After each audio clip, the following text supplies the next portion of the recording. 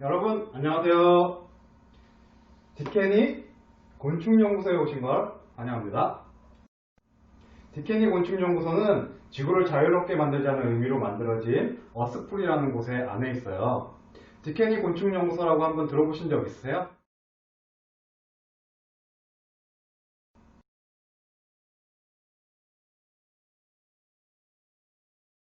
못 들어봤죠?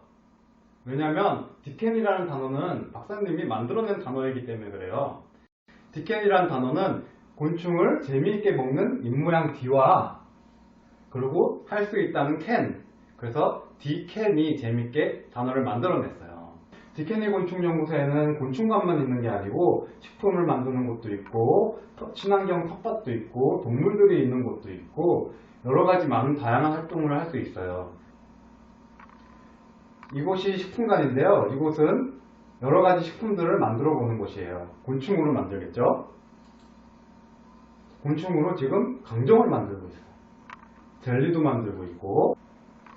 이곳은 디케니 곤충연구소의 실내에 있는 곤충을 사육할 수 있는 곤충 사육장이에요. 이렇게 곤충에 대해서 설명을 해줄 수 있는 공간이에요.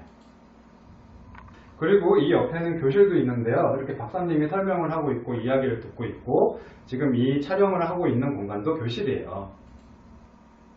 그리고 메뚜기 체험관이라고 박사님이 메뚜기를 사육하고 연구하는 그런 공간이 있어요.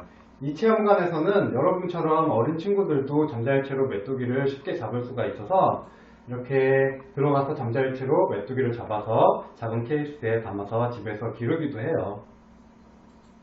자, 그리고 여러가지 활동을 하고 쉬는 공간도 있고 어스프리라고 적혀 있네요. 오늘은 박사님과 함께 곤충에 대해서 알아볼 건데요. 곤충이 어떤 것이고 또 곤충으로 무엇을 할 수 있는지에 대해서 알아보고 또 체험을 한번 해볼 거예요. 여러분, 곤충이란 무엇일까요? 곤충에 대해서 아는 대로 한번 이야기해 볼까요?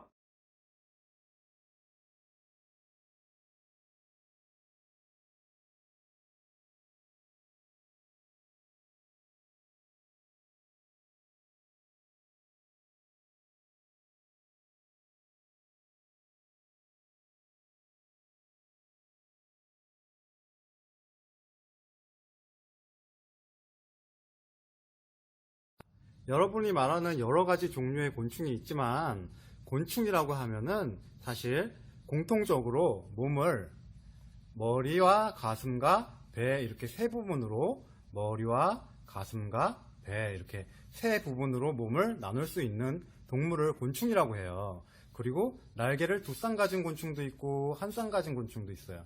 얘는 팔이고 얘는 잠자리지만 몸을 머리, 가슴, 배로 나눌 수 있다는 공통점과 그리고 날개를 가지고 있다는 공통점을 가지고 있어요. 우리는 보통 이렇게 머리, 가슴, 배, 날개 이것을 보고서 곤충이다 아니다 판단을 해요. 머리, 가슴, 배로 나눠지는 몸과 날개와 더불어 가지고 한 가지 더 살펴보자면은 곤충은 다리가 세 쌍으로 되어 있어요. 곤충은 다리가 세 쌍으로 되어 있는데 앞다리가 두 개, 중간 다리가 두 개, 뒷다리가 두 개 이렇게 해서 세 쌍 총 6개의 다리를 가지고 있는 것이 곤충이에요. 자, 다시 돌아왔어요. 곤충은 머리, 가슴, 배로 나눠져 있고 다리가 6개라고 그랬는데 곤충은 몸이 마디로 되어 있어가지고 머리, 가슴, 배 이렇게 구분을 할 수가 있어요. 근데 몸이 마디로 되어 있는 동물들은 사실은 여러 동물들이 몸이 마디로 되어 있고 그런 동물들을 절지동물이라고 해요. 근데 절지동물 중에서도 몸이 머리, 가슴, 배로 나눌 수 있는 이 곤충강만 곤충이라고 하고 나머지는 다 분류가 갑각강, 다지강, 거미강 이렇게 다른 분류들을 가지고 있어요. 우리가 곤충이라고 하는 건 절지동물문에 있는 곤충강만 곤충이라고 부르는 거예요. 그렇다면 우리가 자주 보는 이 거미는 곤충일까요? 곤충이 아닐까요?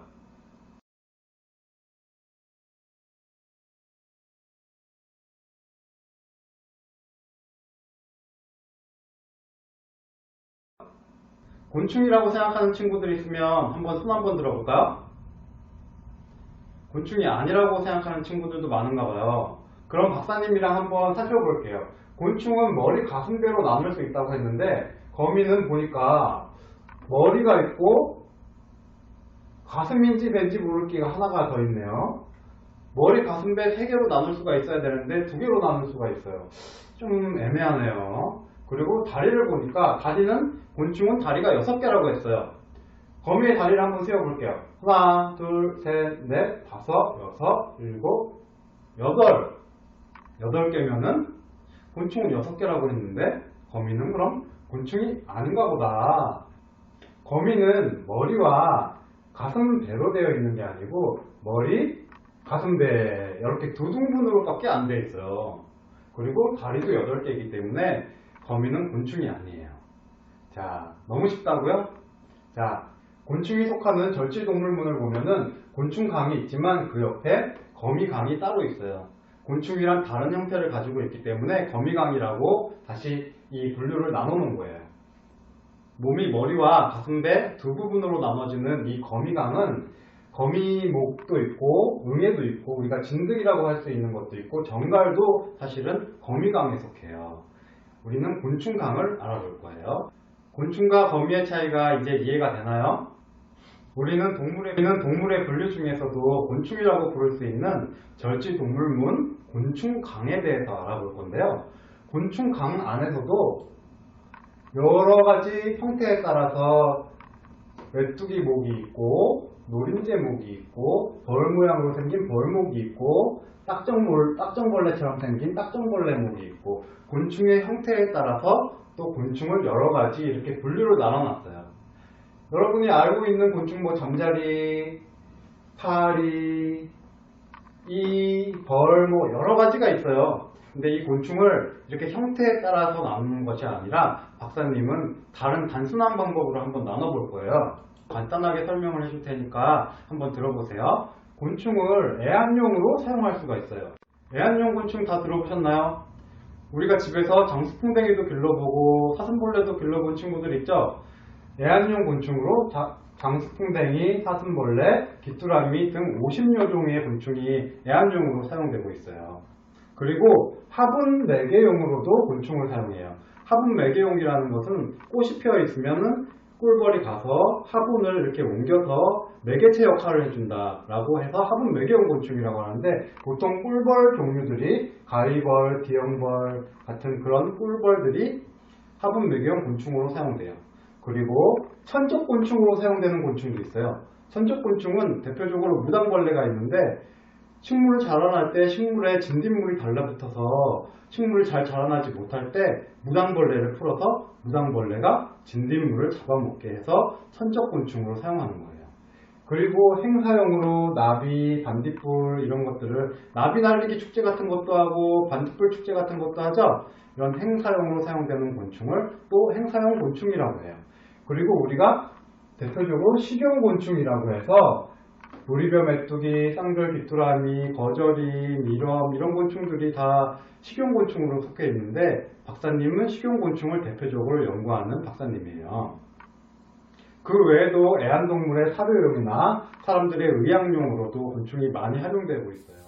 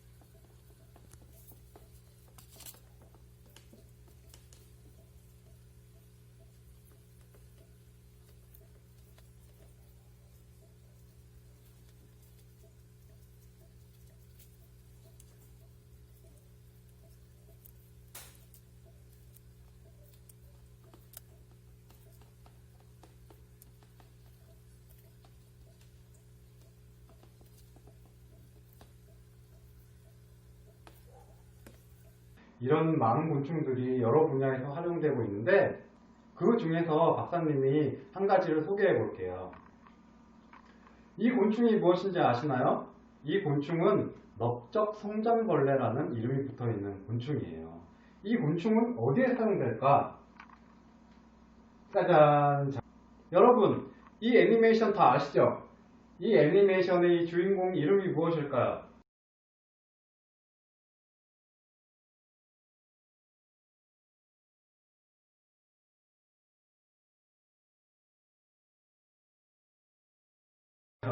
코난이에요. 이 코난은 명탐정이라는 별명이 붙어 있는데, 명탐정 코난인데, 이 곤충과 이 명탐정 코난이 왜 같이 등장을 했을까요? 사실 이 넓적성장벌레는 동물의 사체를 먹이로 하는 곤충이에요. 동물이 죽어 있으면 동물의 사체를 먹기 위해서 처음에 파리가 날라오고 또 넓적성장벌레가 오고, 이렇게 시간에 따라서 많은 곤충들이 모여들어요. 시간에 따라 모여드는 곤충의 종류가 다르기 때문에 동물의 사체에 모여있는 곤충의 종류를 보고서 이 동물이 언제쯤 죽었는지를 알 수 있는 거예요.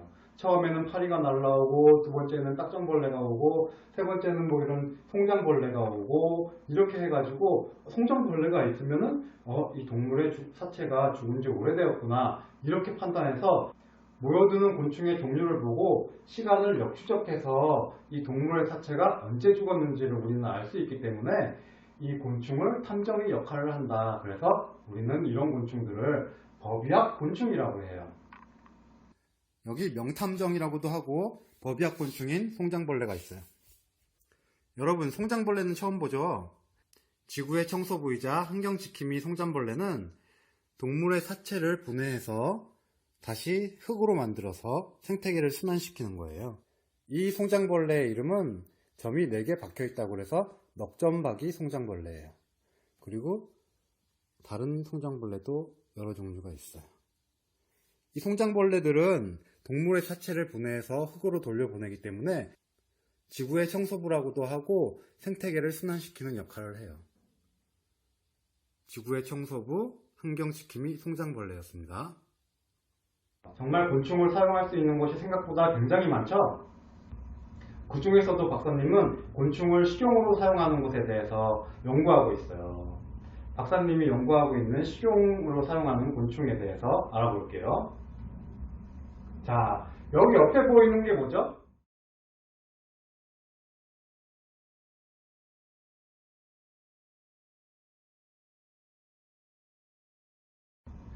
여러분, 랍스터가 징그럽고 무섭게 생겼나요?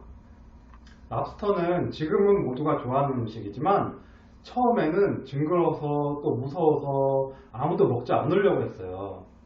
그래서 랍스터를 제수들이나 노예들한테만 음식으로 제공을 했어요. 노예들이나 죄를 지은 제수들한테 이 랍스터를 줘봤더니 처음에는 징그럽고 무서워서 안 먹으려고 하다가 먹다 보니까 굉장히 맛있다고 하는 거예요. 그래서 다른 사람들도 조금씩 먹게 된 게 지금의 고급 요리가 되었어요. 박사님은 곤충도 이 과거의 랍스터처럼 지금은 잘 안 먹지만 훗날 시간이 흐르면 많은 사람들이 좋아하고 먹을 수 있는 음식이 될 거라고 생각하고 있어요. 사실 랍스터도 분류적으로 보면 이 절지동물문에 있는 갑각강의 동물이에요. 근데 이 갑각강과 곤충강은 서로 이웃이기 때문에 굉장히 가까운 동물이에요. 여러분, 미래식량 식용곤충이라는 말 들어봤나요? 미래에는 식량으로 곤충을 사용할 수도 있을 것이다 라는 말이에요.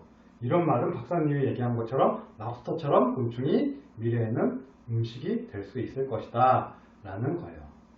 그 이유를 한번 알아볼까요? 우리가 현재 닭고기, 돼지고기, 소고기를 굉장히 좋아하고 많이 먹잖아요. 그런데 닭고기, 돼지고기, 소고기 이런 고기들을 먹기 위해서 우리가 가축을 사육하고 있어요. 이 가축을 사육하는 과정에서 돼지, 닭, 소 이런 것들이 굉장히 트름도 많이 하고 방구도 많이 껴서 온실가스도 증가시키고 그리고 오줌도 많이 누고 물도 많이 먹고 그래서 수질오염도 시켜요. 그리고 가축들이 똥도 굉장히 많이 싸요. 그래서 가축들이 토양도, 흙도 굉장히 오염을 시켜요. 그래서 우리가 고기를 먹기 위해서 사실은 지구를 굉장히 힘들게 하고 있는 거예요. 그렇기 때문에 우리가 곤충을 먹으면 지구도 건강하게 만들고 또 단백질과 영양분도 충분히 섭취할 수 있는 거예요. 자, 아직 별로 체감이 안 되죠? 이 사진을 보면 어떤가요? 좀 더 현실적인 이야기를 해볼게요. 2020년 유난히 긴 장마기간으로 힘든 시기를 겪고 있어요. 근데 역대 최장기간인 장마기간을 지금 돌파하고 있는 것 같은데 박사님과 그 이유를 잠깐 한번 살펴볼게요. 먼저 북극부터 살펴볼게요. 북극에서 올 여름 얼음이 역대급으로 녹고 있는데 우리나라의 면적의 20배가 넘는 얼음이 녹고 있대요. 평년보다 더 많이 녹았죠. 북극 기온이 급상승했기 때문이에요. 다음은 시베리아 동부를 살펴볼게요. 시베리아 동부에서는 40도가 넘는 극단적인 폭염이 나타나고 있어요. 대규모 산불이 끊이지 않고 타오르고 있죠. 서태평양을 살펴보면 서태평양에서 올 여름 평균 수온이 굉장히 고수온으로 형성되어 있어요. 수온이 높으면 높을수록 더 많은 수증기가 한반도로 유입돼요. 이 한반도로 유입된 수증기가 장마에 영향을 끼치겠죠? 정리해서 말하자면 북극의 고온현상과 동시베리아의 고온현상, 그리고 서태평양의 고온현상, 이 세 가지 고온현상이 합쳐지면서 발생한 온난화 현상의 결과예요. 지난해는 굉장히 더운 폭염이 있었고 올해는 또 최악의 장마가 오고 있어요. 기후변화가 계속되면서 지구의 기온은 갈수록 극단으로 치닫고 있어요.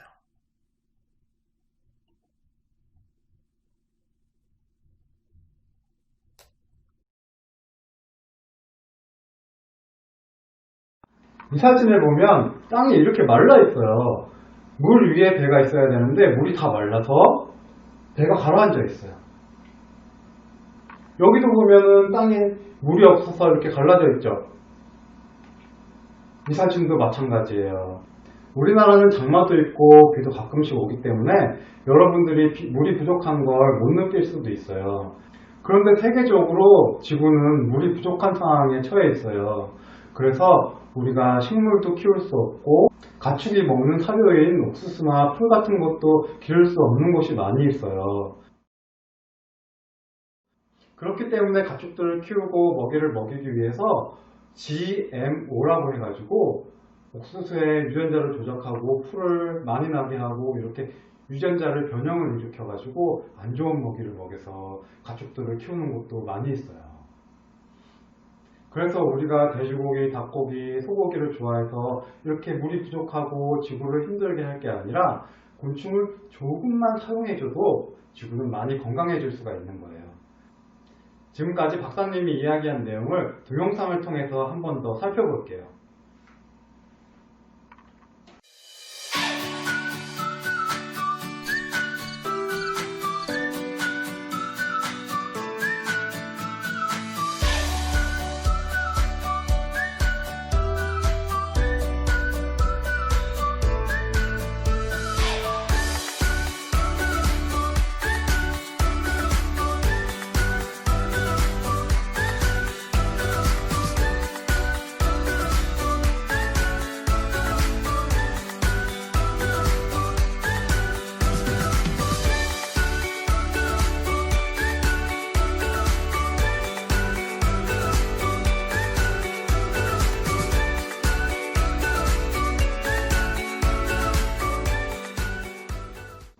자, 동영상 재밌게 보셨어요? 이렇게 곤충은 우리의 미래나 지구를 위해서도 굉장히 장점이 많은 동물이에요. 환경적으로도 지구를 굉장히 건강하게 만들어주고, 그리고 영양적으로도 소고기, 돼지고기보다 훨씬 많은 영양을 가지고 있고, 그리고 사회적, 경제적인 가치도 가지고 있어요. 식용곤충이 이렇게 환경적, 영양적, 사회경제적 많은 가치를 가지고 있는지 잘 모르고 있었죠? 박사님과 공부를 하면서 이번 기회에 나도 돼지고기, 소고기, 닭고기 이런 게 아닌 곤충도 한번 먹어봐야겠다 이렇게 생각하는 친구들이 많을 거예요. 그런데 곤충은 모두 먹을 수 있는 것이 아니에요. 식용으로 할 수 있는 곤충은 정해져 있어요. 여기 많은 곤충들이 있는데 이 중에서 먹을 수 있는 곤충이 몇 개 있는지 한번 세어볼까요?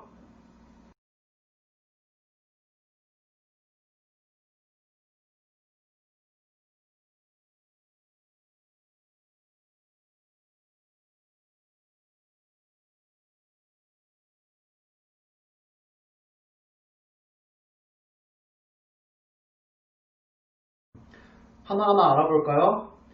성서구 메뚜기는 일단 먹을 수가 없어요. 그리고 방앗개비도 먹을 수가 없어요. 꿀벌도 먹을 수가 없고 아직은, 그리고 누에는 먹을 수가 있어요. 사마귀는 먹을 수가 없고, 달팽이는 먹을 수가 있죠. 식용 달팽이가 있으니까. 여기도 식용 달팽이가 지금 있는데 먹을 수가 있지만 얘는 곤충이 아니에요. 그러니까 먹을 수 있는 식용 곤충에는 제외되고, 그리고 쌍별 귀뚜라미 먹을 수 있고, 우리별 메뚜기는 먹을 수 있어요. 장수풍뎅이는 어떨까요? 장수풍뎅이 껍질이 저렇게 딱딱한데 먹을 수 있을까요? 먹을 수가 없어요. 그리고 갈색 거절이 먹을 수 있죠. 고소해라고 하고, 곰뱅이도 먹을 수 있고, 사슴벌레도 껍질이 딱딱해서 먹을 수가 없어요. 그래서 먹을 수 있는 곤충들은 이렇게 나와 있는데 장수풍뎅이는 먹을 수 없다고 했는데 왜 나와 있을까요? 사실 장수풍뎅이는 애벌레일 때는 먹을 수가 있어요. 이 궁뎅이와 장수풍뎅이와 같이 두 종류를 애벌레 상태에서 먹을 수가 있는 거예요. 우리나라에서는 식용으로 사용할 수 있는 곤충이 7종류가 있는데 이 7종류는 박사님이나 사람들이 마음대로 정한 게 아니라 식약처라는 식품의약품안전처라는 곳에서 법으로 정한 곤충이에요. 곤충 중에서 위생적이고 안전하고 먹어도 탈이 없는 영양가 있는 그런 곤충들만 선정한 것이 7종류의 곤충이에요. 그럼 이 7종류의 식용곤충에 대해서 하나하나 살펴볼게요. 처음으로 우리벼 메뚜기예요. 우리벼 메뚜기는 박사님이 디케니 곤충연구소 밖에 있는 실외 곤충 사육실에서 사육을 하고 있기 때문에 여러분한테 보여주러 밖으로 나갈 거예요. 그럼 다 같이 한번 가볼까요? 금세 장소를 옮겼죠? 자, 이곳은 디케니 곤충연구소에서 곤충을 사육하고 있는 곳이에요. 특히 박사님이 여기 보시면 우리벼 메뚜기를 연구하고 있어요. 자, 한번 살펴볼까요? 여러분의 할아버지 할머니께 여쭤보면 나 어릴 적에 메뚜기 많이 먹었는데 하실 거예요. 메뚜기는 예전부터 잡아서 불에 구워 먹기도 하고 장조림도 만들고 식용으로 많이 사용되었어요. 메뚜기의 한사리를 살펴보면 메뚜기가 땅에 알을 놓고 알에서 애벌레가 태어나고 애벌레가 점점 허물을 벗으며 얼음벌레로 성장해요. 자, 그럼 메뚜기를 찾으러 한번 들어가 볼까요?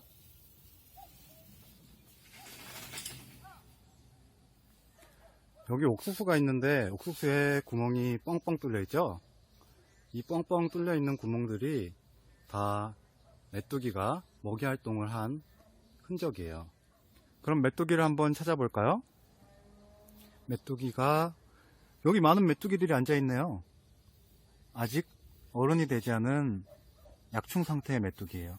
메뚜기들이 보이죠? 메뚜기는 알 하나에서 30마리의 메뚜기가 태어나요. 그렇지만 성충까지 가는 메뚜기는 2~3마리 밖에 없답니다. 그 이유를 한번 찾아볼까요? 뭔가 보이나요? 여기 사마귀가 메뚜기를 잡아먹기 위해서 기다리고 있어요. 메뚜기는 여기 있고 사마귀는 여기서 풀처럼 위장하고 있죠? 사마귀는 육식곤충이기 때문에 메뚜기와 같은 작은 곤충들을 잡아먹으면서 성장해요. 여기서 사마귀가 있었네요. 이렇게 사마귀와 같은 많은 육식곤충들이 메뚜기를 잡아먹기 때문에 메뚜기는 알 하나에서 30마리가 태어나지만 결국 얼음벌레가 되기까지는 한두 마리밖에 살아남지 못해요. 박사님이 이 채집망으로 잠깐 동안 메뚜기를 잡아먹는 많은 천적곤충들을 잡았어요. 한번 살펴볼까요? 자, 이 곤충은 여치예요. 메뚜기를 잡아먹는 천적이 되는 곤충이죠. 그리고 이 거미도 메뚜기를 잡아먹는 천적 중에 하나예요. 자, 그리고 아까는 메뚜기 약충 조그만한 메뚜기밖에 못 봤는데 박사님이 천적곤충을 잡으면서 이렇게 어른이 된 큰 메뚜기도 찾았어요. 여기도 있고 저 뒤에도 숨어 있고. 자, 여기 보이는 게 뭘까요? 이 둥글둥글한 게 흙 속에 숨어 있던 메뚜기 알이에요. 이 알에서 메뚜기가 태어나는 거예요. 성충 메뚜기가 벌써 알을 낳았나 봐요. 메뚜기 알을 처음 본 친구들도 많을 텐데요. 박사님도 이 메뚜기 알은 자주 보는 게 아니기 때문에 아까 잡은 여치, 사마귀, 그리고 이 메뚜기 알은 가지고 내려가서 또 연구를 할 거예요. 자, 그럼 같이 연구실로 다시 한번 가볼게요. 금방 이동했죠? 자, 우리별 메뚜기를 살펴보았고요. 다음으로 살펴볼 식용곤충은 어떤 곤충인지 한번 볼게요. 이 곤충은 쌍별귀뚜라미예요. 쌍별귀뚜라미는 박사님이 디케니 곤충연구소 안에서 사육하고 있어요. 그럼 쌍별귀뚜라미도 한번 보러 가볼까요? 이번에는 쌍별 귀뚜라미에 대해서 알아볼게요. 쌍별 귀뚜라미는 쌍별이라고도 하는데, 귀뚜라미의 앞날개 쪽에 보면 이렇게 여기 노란 점이 2개 있어요. 이 노란 점이 별처럼 보인다고 해서 쌍별 귀뚜라미라고 해요. 쌍별 귀뚜라미는 열대지방 곤충이기 때문에 30도 정도의 온도와 물과 먹이만 있으면 동면을 하지 않고 연중 사육을 할 수 있어요. 쌍별 귀뚜라미의 한사리를 살펴보면 이렇게 알에서 부화한 쌍별 귀뚜라미 약충은 점점 성장하며 허물 벗기, 탈피를 해요. 탈피를 거듭해서 이렇게 큰 성충 얼음벌레가 되는 거예요. 이 성충은 다시 알을 낳고 알에서 다시 약충이 태어나고 또 탈피를 해서 성충이 되겠죠. 이렇게 쌍별 귀뚜라미의 한사리가 이루어져요. 쌍별 귀뚜라미는 귀뚜라미 방에서 이렇게 계란판을 이용해서 사육을 하는데, 계란판을 이용해서 많은 공간을 만들어줘서 쌍별 귀뚜라미가 숨을 수 있는 공간을 만들어주는 거예요. 자, 여러분한테 보여주기 위해서 박사님이 귀뚜라미를 꺼내놨어요. 지금 먹이 활동을 하고 있는 귀뚜라미가 보이죠? 쌍별 귀뚜라미는 잡식성이기 때문에 이런 곡식도 먹고, 그리고 야채 같은 것도 잘 먹어요. 그리고 공간에 많은 귀뚜라미가 숨어 있을 거예요. 쌍별 귀뚜라미를 한번 살펴볼까요?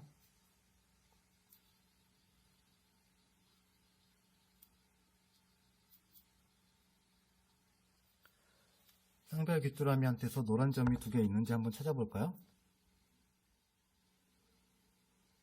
노란 점이 잘 보이지 않네요. 왜냐면 아직 성충이 아니기 때문에 그래요.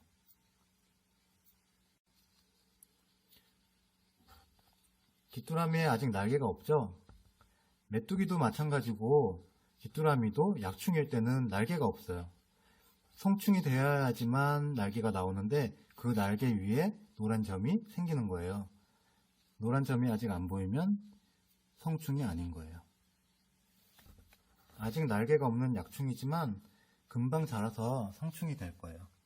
성충이 되면 날개가 생기고 노란 점 2개가 보일 거예요. 자, 다시 교실로 왔어요. 쌍별 귀뚜라미 잘 살펴보셨죠? 그러면은 다음 식용곤충을 한번 살펴볼게요. 이 곤충은 먹어본 친구들이 꽤 있을 것 같아요. 왜냐면 박사님이 축제나 행사나 이런 곳에 다니면서 여러분한테 한번 먹어보세요 하면서 이렇게 나눠준 경험이 있거든요. 이 곤충은 고소해 미럼 갈색거절이라고도 하는데, 그 옆에 이 갈색거절보다 훨씬 큰 곤충이 있어요. 이 곤충은 아메리카 왕거절이라고 하는데, 우리나라에 최근에 이 고소해와 같은 성분으로 되어 있어서 식용으로 먹어도 아무 문제가 없다, 이렇게 해서 식용으로 다시 들어온 곤충이에요. 따라서 갈색거절이와 아메리카 왕거절이는 크기는 달라도 성분은 비슷하기 때문에 식용으로 둘 다 사용해도 문제가 없는 식용곤충이에요. 그럼 갈색거절이와 왕거절이도 한번 살펴볼까요? 자, 이번에는 갈색거절이를 보러 왔어요. 갈색거절이는 영어로 미럼이라고 하고 고소해라고도 해요. 고소한 맛이 난다고 해서 고소해라고 하는데, 자, 살펴볼게요. 지금 갈색거절이를 보고 있는데, 갈색거절이의 성충을 보고 있어요. 갈색거절이는 고소해라고도 하고 영어로 미럼이라고도 하죠. 근데 이 성충의 몸의 색깔이 갈색이나 검정색을 내고 있어요. 박사님이 여기 갈색거절이 성충을 가져왔는데 색깔이 갈색과 비슷하죠. 흰 바탕에 한번 넣어볼게요. 산란간이 있는 거 보니까 암컷이네요.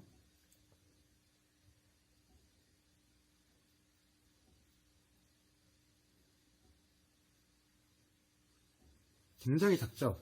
이 갈색거절이는 이렇게 성충에서 알을 낳아서 알이 굉장히 작아서 보이지도 않아요. 이 작은 알에서 작은 유충으로 부화를 하고 탈피를 9번에서 20번 정도 탈피를 한 후에 큰 유충이 되어서 다시 번데기가 되고, 번데기에서 다시 성충이 되고, 이렇게 한사리를 가지고 있어요. 갈색거절이의 한사리를 보면 번데기 가정이 있기 때문에 완전 탈바꿈을 하는 곤충이라는 걸 알 수 있어요. 하지만 번데기가 박사님이 번데기를 하나 가져왔는데요. 여기 보시면 갈색 거저리들이 많이 있죠. 그리고 번데기를 하나 꺼내 볼게요. 이게 갈색 거저리 번데기예요. 유충하고는 생김새가 굉장히 다르죠. 성충 옆에 놔둬 볼게요.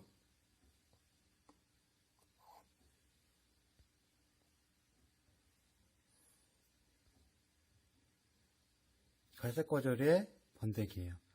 이 갈색 거저리의 번데기는 장수풍뎅이나 사슴벌레처럼 번데기 방을 만들지는 않지만 몸 형태를 번데기로 만들어서 이렇게 성충으로 우화를 할 거예요.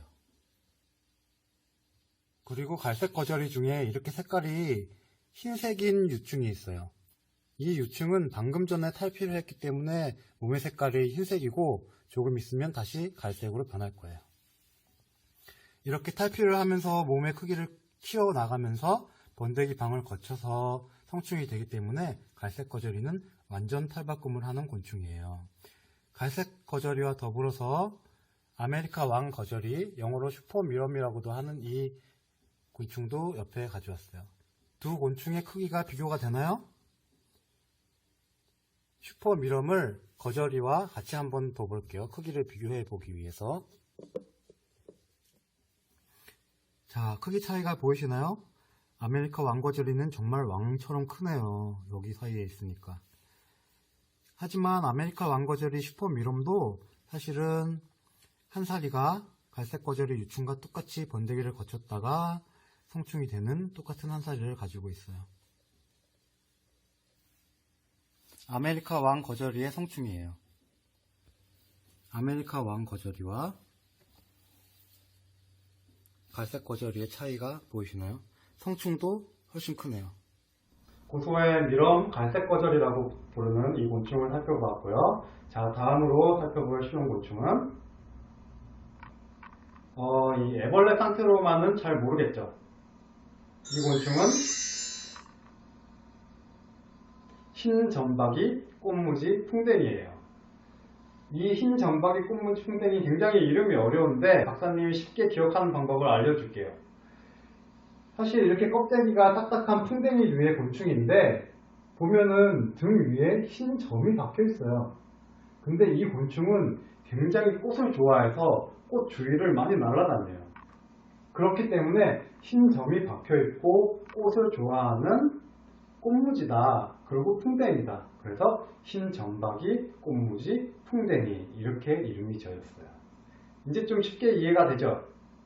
꽃 주변에 날아다니는 흰 점이 박혀있는 풍뎅이를 보면 흰점박이 꽃무지 풍뎅이다 이렇게 사람들한테 얘기하면 사람들이 이 친구 곤충 박사네 이렇게 할 거예요. 자, 흰점박이 꽃무지 풍뎅이를 살펴보러 가기 전에 다음 식용곤충을 한 번 더 만나보고 갈게요. 자, 모두가 아는 곤충이 나왔네요. 장수풍뎅이에요. 근데 장수풍뎅이 아까 말했듯이 장수풍뎅이 성충을 먹는 것이 아니고 이렇게 장수풍뎅이 애벌레가 아까 본 흰점박이 꽃무지 풍뎅이의 유충인 궁뎅이와 성분이 비슷하고 모양도 비슷하기 때문에 사실 먹어도 아무 탈이 없는 식용곤충으로 선정이 된 거예요. 그러면은 흰점박이 꽃무지 풍뎅이와 장수풍뎅이를 한꺼번에 만나보러 가볼게요. 자, 박사님이 지금 꽃무지 방 앞에 와 있어요. 꽃무지 방. 꽃무지와 그리고 풍뎅이, 장수풍뎅이와 꽃무지를 한꺼번에 같이 볼 거예요. 장수풍뎅이와 꽃무지를 비교해서 보고 애벌레 크기도 한번 살펴볼게요. 일단 흰점박이 꽃무지 풍뎅이, 꽃뱀이라고도 부르는 흰점박이 꽃무지 풍뎅이에요. 아까 봤듯이 등 위에 흰 점들이 이렇게 흰 무늬들이 있죠. 그리고 풍뎅이고 꽃을 좋아한다고 그랬어요. 흰점박이 꽃무지 풍뎅이는 썩은 나무 밑이나 기아주북 밑에 이렇게 동그란 알을 낳아요. 이 알을 놓으면 이 알에서 애벌레가 부화돼서 애벌레가 번데기 방을 만들고 이 번데기 방에서 이렇게 성충이 되는 완전 탈바꿈을 하는 곤충이에요. 완전 변태라고도 하고 완전 탈바꿈이라고도 해요. 그런데 우리나라 속담 중에서 옛말에 군뱅이도 구르는 재주가 있다라는 말을 할 때가 있어요. 군뱅이도 구르는 재주가 있다. 들어본 적 있나요? 군뱅이도 구르는 재주가 있는지, 군뱅이는 흰점박이 꽃무지 풍뎅이의 애벌레인데 이 군뱅이가 과연 구르는 재주가 있는지 한번 살펴볼게요. 자, 박사님이 흰점박이 꽃무지 풍뎅이 사육실에 와 있는데요. 흰점박이 꽃무지 풍뎅이 유충을 찾았어요. 과연 이 흰점박이 꽃무지 풍뎅이 유충 군뱅이가 구르는 재주가 있을 것인지 한번 볼게요.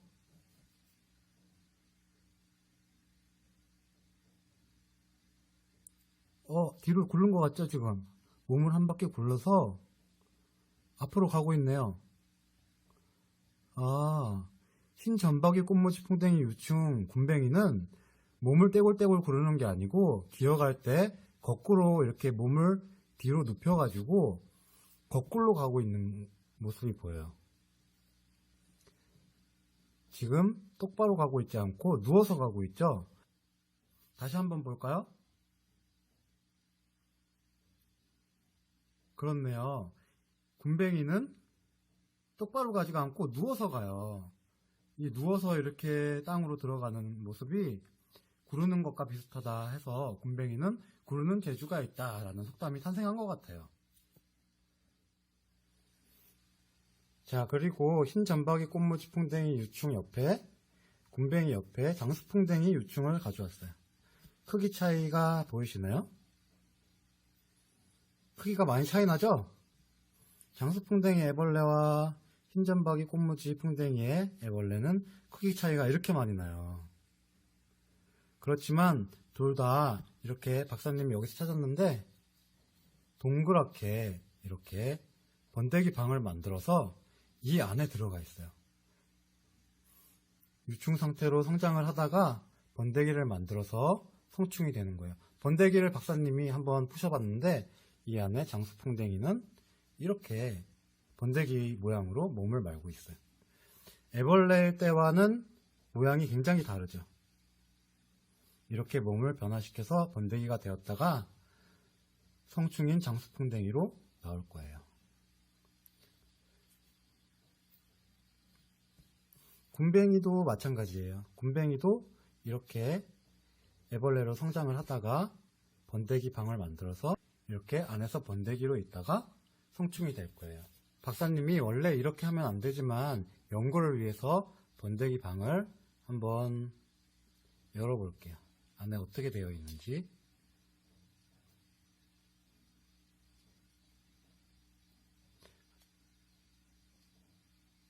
자, 번데기 방 안에서 이렇게 몸을 바꾸고 있죠. 번데기가 돼서 이렇게 번데기 상태를 거쳐서 성충이 우화를 해서 이 번데기 방을 스스로의 힘으로 부수고 나와서 성충으로 날개를 달고 날아가요. 흰점박이 꽃무지 풍뎅이의 성충은 여기 있어요. 몸에 과연 흰 점들이 많이 박혀 있나요? 그렇죠, 많이 박혀 있네요.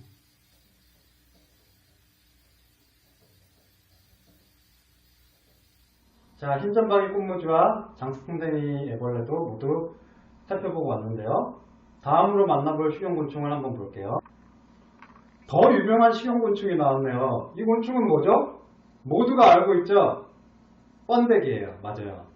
이 번데기는 사실 놀이동산이나 유원지, 길거리에서도 파는 모습을 종종 봤기 때문에 우리한테 익숙한 곤충이에요. 이 곤충은 사실 누에 번데기고 이 누에 애벌레를 가지고 또 백강장이라고 하는 또 식용곤충으로 사용하고 있어요. 그럼 누에 번데기를 한번 살펴볼게요. 박사님이 이번에는 누에가 있는 곳에 나와 있는데요. 번데기는 박사님도 유원지 같은 데서 굉장히 즐겨 먹는 식품인데 과연 그 정체가 무엇인지 한번 살펴볼게요. 자, 여기 누에가 있는데요. 누에는 누에 나방과의 애벌레였네요. 누에 나방의 애벌레를 누에라고 하고 나비가 아닌 누에 나방이었어요. 누에를 직접 보신 친구들 있으세요? 박사님은 누에를 자주 봐요. 이 하얀 애벌레가 누에예요. 누에가 굉장히 많이 있죠? 왜 많이 있을까요? 이렇게 누에가 좋아하는 뽕잎이 있기 때문이에요. 누에는 뽕잎만을 먹고 살아요. 그리고 농약이 조금이라도 들어있으면 누에가 살 수 없기 때문에 깨끗한 뽕잎만을 먹고 사는 누에를 환경지표종이라고 불러요. 환경이 오염되어 있으면 누에가 살 수 없기 때문에 그래요.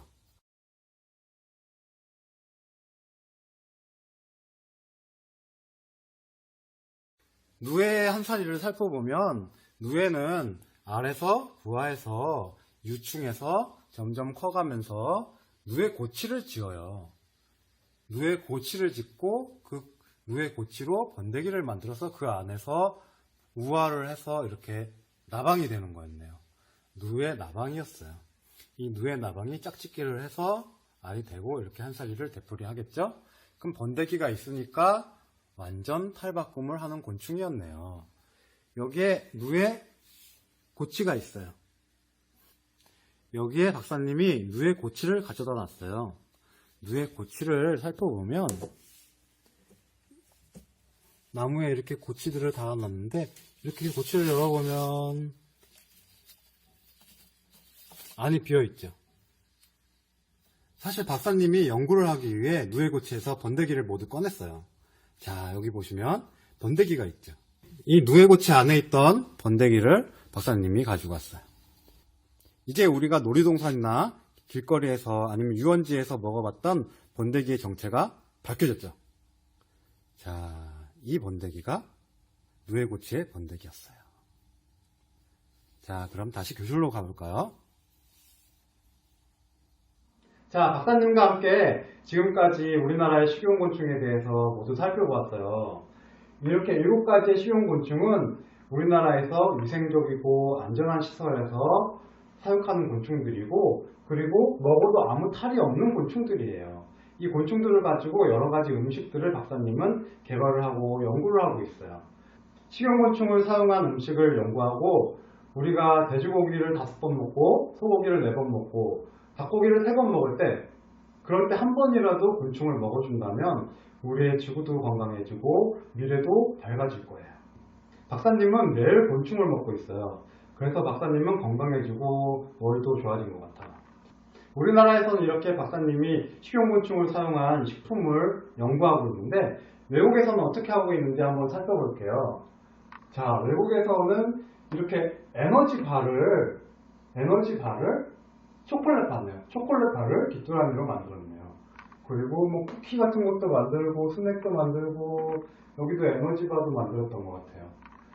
그리고 푸드트럭에서도 식용곤충을 판매하고 있어요. 푸드트럭에서도 있고, 그리고 미숫가루와 같은 이런 쉐이크, 미숫가루처럼 쉐이크도 만들었네요. 그리고 여기 크래킷바라고 적혀 있는데 귀뚜라미로 에너지바 같은 걸 만들었고, 여기는 프로틴바, 단백질 바를 만들었네요. 이렇게 세계적으로 식용곤충을 이용해서 다양한 식품들을 만들고 있어요. 박사님이 지금까지 연구했던 식용곤충 식품들을 한번 보여줄게요. 디케니의 식용곤충 연구 보면은 강정을 만들었어요. 강정에 고소해를 조금 넣었네요. 그리고 젤리도 만들고 피자도 만들었어요. 그리고 쿠키도 만들었어요. 알록달록 색깔 이쁘게 해서 만들었어요. 여기도 젤리가 있고 곤충 캔디예요. 곤충 캔디, 꽃 위에 앉아있는 곤충 모양의 또 캔디를 만들었네요. 강정도 이렇게 포장해서 나와. 이렇게 식용곤충으로 여러가지 식품들을 연구하다 보니까 박사님은 이렇게 생각하게 됐어요. 식용곤충은 미래의 식량이고, 그렇기 때문에 미래를 살아갈 지금의 아이들이 좋아해야지만 식용곤충의 미래가 있다. 지금의 여러분들이 식용곤충을 좋아해줘야지 나중에 시간이 흘러서 미래가 돼도 식용곤충을 거부감 없이 받아들일 수 있을 거예요. 그래서 식용곤충을 여러분한테 좀 더 알리기 위해서 이런 제품들을 개발했어요. 이거는 국내 최초 곤충 캔디예요. 곤충이 들어가 있는 모습이 그대로 보이는 캔디인데 무설탕에 여러가지 캔디를 만들어 봤어요. 그리고 곤충 모양의 곤충의 성분이 들어가 있는 곤충 젤리예요. 곤충 젤리를 직접 만들어 볼 수 있는 그런 상품이에요. 이거는 곤충 초콜릿인데요. 곤충의 단백질이 함유되어 있고 메뚜기, 미럼, 보소해, 쌍별 귀뚜라미 세 종류로 만들었어요. 각 종류의 곤충이 들어가 있어요. 그리고 우리별 메뚜기, 갈색 거절이, 쌍별 귀뚜라미가 같이 들어있고 초콜릿을 이용한 퐁듀를 개발했어요. 이 상품은 여러분과 같이 다음 시간에 체험을 해볼 거예요.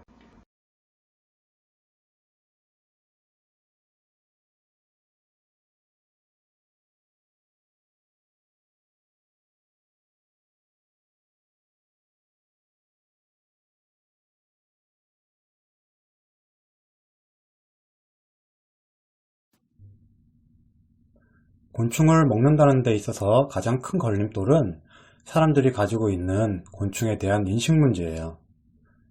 겉모습만 보고 징그럽다고 무섭다고 생각하기 때문에 곤충 식품을 연구하는데 박사님도 많은 어려움이 있었어요. 하지만 선진국일수록 지구 환경 문제, 식량 문제에 적극적으로 대처하고 보다 많은 사람들이 곤충을 식품으로 즐기고 있어요. 사람들이 조금 더 곤충을 거부감 없이 즐길 수 있게 하기 위해서 박사님이 어떤 방식을 사용했는지 누에를 예로 들어서 간단하게 살펴볼게요. 누에는 단백질이 많은 뽕잎을 먹고 사는데 누에가 성장하며 질 좋은 단백질을 누에고치에 농축시켜요. 누에고치에 무려 90%의 단백질이 있네요. 박사님은 누에에서 이 단백질만을 추출해서 사람들에게 유용하고 좋은 단백질만을 분리했어요. 그런데 이 단백질은 굉장히 고분자 단백질이라고 한마디로 덩어리가 큰 형태이기 때문에 사람들이 장에서 쉽게 흡수할 수 있게 해야 했어요. 그 방법은 여러 개의 고리로 된 단백질을 이렇게 가위로 잘랐어요. 전문 용어로는 가수분해를 했다고 하는데 이렇게 가수분해한 단백질을 사용해서 사람들이 먹기 쉽도록 만들었고 거부감이 없는 분말 형태로 몸에 좋은 식용곤충 식품들을 만들었어요. 조금 어려운 내용이었죠. 그럼 곤충과 식용곤충에 대해 알아본 이번 시간은 여기까지 하고 휴식 시간을 갖고 손을 깨끗하게 씻고 나서 식용곤충을 이용한 식품을 만드는 체험을 한번 다 같이 해볼게요. 그럼 동영상을 보면서 마치겠습니다.